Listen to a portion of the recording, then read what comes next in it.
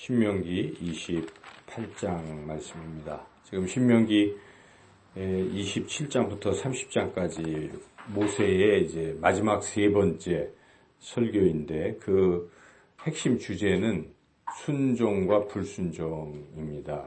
그래서 순종하면 하나님의 복을 받을 것이지만 불순종하면 저주를 받을 것이다 하는 그런 내용이죠.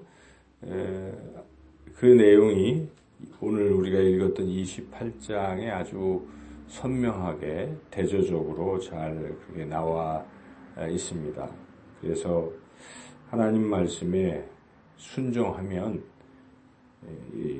소득, 복을 집에 있으나 밖에 나가나 성읍에 있거나 들에 있거나 어느 곳에서든지 복을 받겠고 또 자기 자신뿐만 아니라 자기 자녀들이 복을 받을 것이고 또 자기의 심지어 자기 집에 있는 소나 양이나 가축도 복을 받게 될 것이다.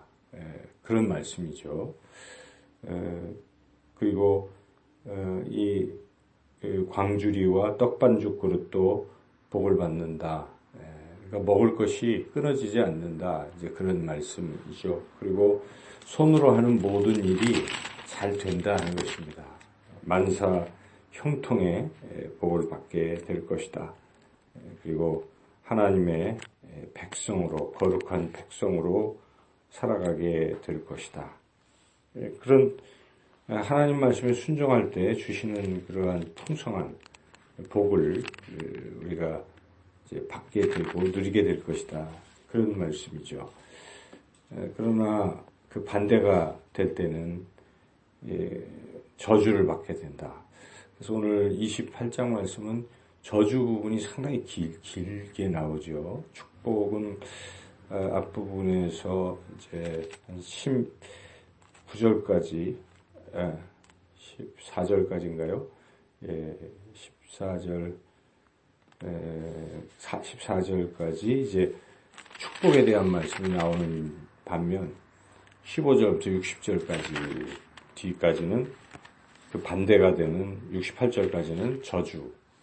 그래서 저주의 부분은 축복의 반대가 될 뿐만 아니라 추가적으로 여러 질병에 걸리는 그런 질병에 대한 부분도 자세하게 묘사가 돼 있고 또 전쟁으로 인해서 기근으로 자기 자녀들을 잡아먹는 이제 우리 그 바벨론에 멸망될 때 예레미야 애가에 나온 그런 내용이 여기에 또 기술이 다 돼 있습니다. 실제로 이스라엘 백성은 하나님이 주신 약속의 땅인 가나안 땅에 들어가서 하나님 말씀에 처음에는 순종하는가 하더니 얼마 지나지 않아서 이 세대 여호수아가 죽자 그 뒷세대들이 하나님을 잊어버리기 시작하면서 하나님 대신 그 가나안 땅에 있는 다른 우상들을 다른 신들을 섬기기 시작해서 마침내 온 백성이 남북으로 또 나뉜 후에도 북쪽 먼저 망하고 남쪽은 바벨론 포로로 끌려가고 여기 예언된 그대로 저주를 받았습니다. 사실 그래서 우리가 성경을 보면은 이스라엘 역사잖아요. 그 구약에. 근데 이스라엘이 결국은 그렇게 저주를 받게 되었다 하는 내용입니다. 사실은. 그래서 그 저주를 받게 된 핵심 그 이유가 무엇입니까? 그것은 하나님 말씀을 순종하지 않았다 하는 데 있습니다. 그래서 우리가 신앙생활에 있어서 핵심은 순종입니다. 그래서 이렇게 어떤 말이든 하나님 말씀에 대해서는 그냥 아멘 하고 순종하는 이런 신앙이 가장 아름다운 신앙이죠.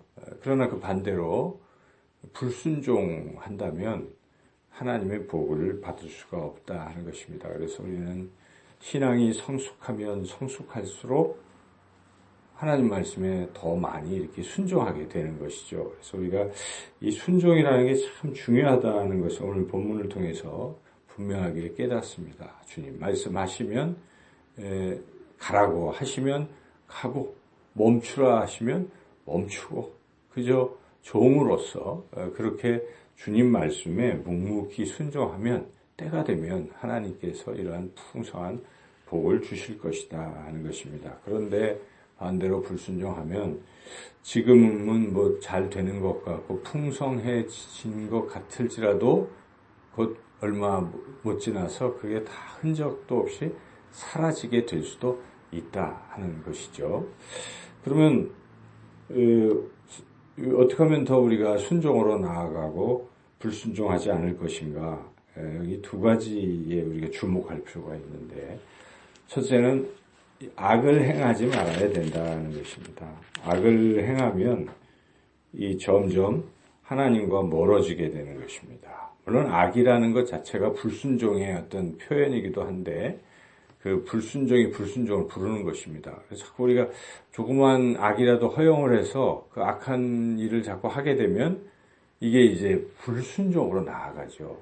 우리 교회에 예를 들어서 교회를 이렇게 충성스럽게 섬기는 분들이 계시잖아요. 그러나 반대로 교회를 뭐 이렇게 무너뜨리거나 흔드는 사람들의 행태를 보면 결국 자신의 그 어떤 죄의 부분을 해결하지 않고 그러한 부분을 그대로 방치하면 그게 이제 커지잖아요. 죄, 악이. 근데 그게 결국은 하나님을 대적하고 불순종하는 지경에까지 이를 수 있기 때문에 우리가 조그만 악이라도 그때 하나님 앞에 우리가 어찌 다 항상 깨끗하게 살겠습니까? 누구나 다 실수하고 죄를 범하는데 중요한 것은 그럴 때 이게 불순종으로 이어지지 않도록 자신의 어떤 삶의 죄의 부분을 하나님 앞에 회개하는 것이 굉장히 중요하다는 것이고, 둘째는 감사하라는 것입니다. 감사가 없는 사람들은 결국은 하나님을 잊어버리는 것이고,